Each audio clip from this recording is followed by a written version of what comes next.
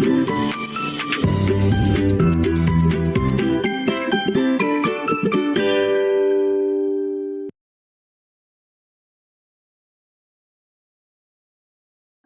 welcome back to part 2 of our prompting basics. It's such a big topic and so important that it's worth a second video.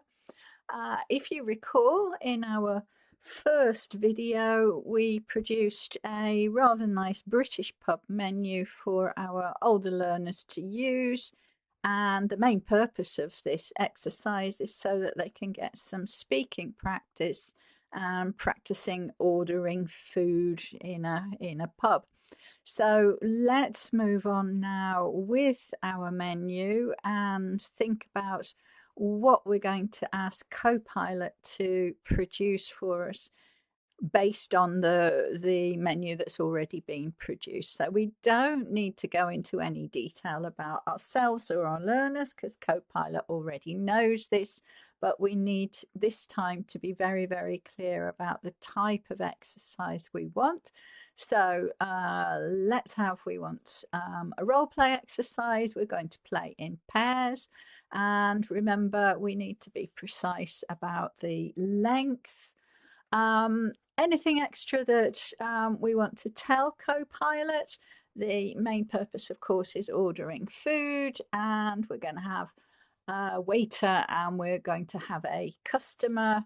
And here is a bit more information about what each of them should do.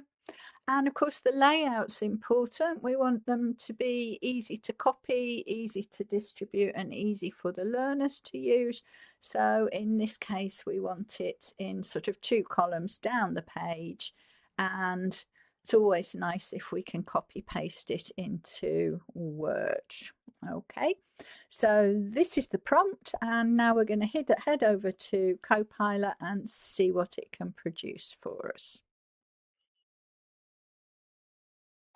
So now it's back to Copilot again. We have the prompt, and again I'm just going to copy paste the prompt into the box, all of it together. As again I mentioned, if I push return at any stage, it will just start talking and I won't get everything that I want straight off. So let's see what it can produce for us in terms of the printable role play. And yeah, the layout looks pretty good. I'm not quite sure how that is going to copy paste, but let's see how that one goes.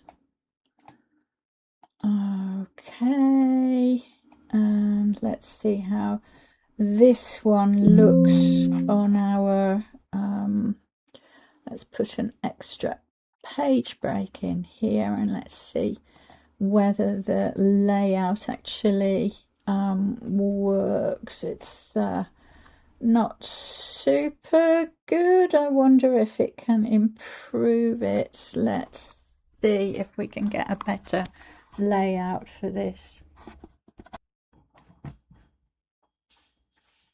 Oh, this looks so much better.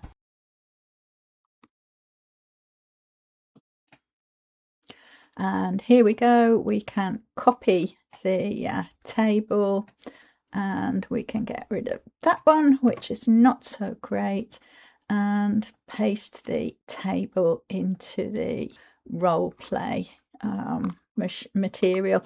Again, it needs a little bit of formatting, but we have everything in columns and so on. So that looks pretty good. And next I'd like it just with some prompts so that the text isn't there, but they get the prompts instead. So let's see what we can get from that.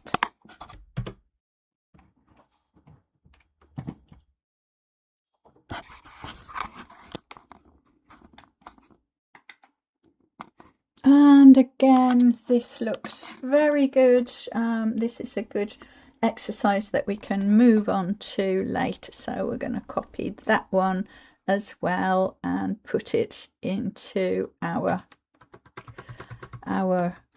Word table. And again, you know, it's going to need a little bit of formatting, but we have the basics there, and it's certainly a lot faster than having to do that for ourselves.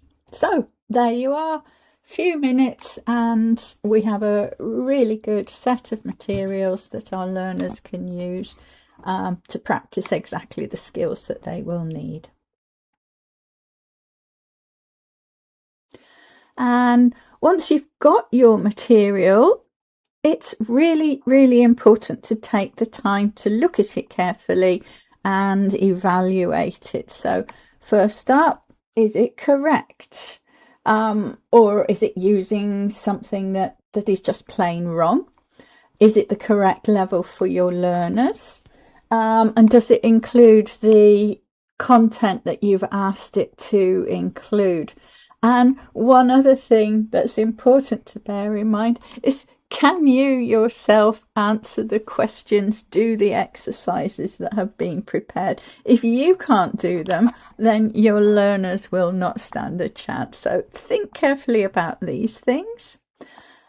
If necessary, go back to AI and ask it to modify things a little bit. You could also modify them yourselves if it's only a small thing that needs changing.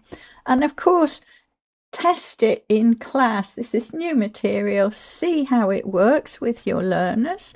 Can they do the exercises? Is it something that they find engaging, and so on? And if necessary, modify it again if it needs some improvement or small changes. And one really, really important thing, if you've got a prompt that works, don't just send it off into the ether and leave it somewhere where you can't remember where it is. Make sure that you save it somewhere safe, because if you have a prompt that works well and you need to create a similar exercise, perhaps with different vocabulary or a different topic, then you can always come back to your prompt and modify it for your new piece of work. So it's a good idea to set up a prompt library somewhere, collect all of the prompts that work, maybe in the cloud, maybe on a Word document, wherever suits you. And if your colleagues are also using AI to produce material, then why not share the prompts with them as well and get them to save the prompts that they have used. And as usual, we have the questions for you to think about or to try out this time. A couple of practice exercises this time. Try prompting for yourself, and also have a think, where could you collect your successful prompts and who would you like to cooperate with? Have a think about these, and we'll see you next time when we're looking at AI for helping you with your administration tasks.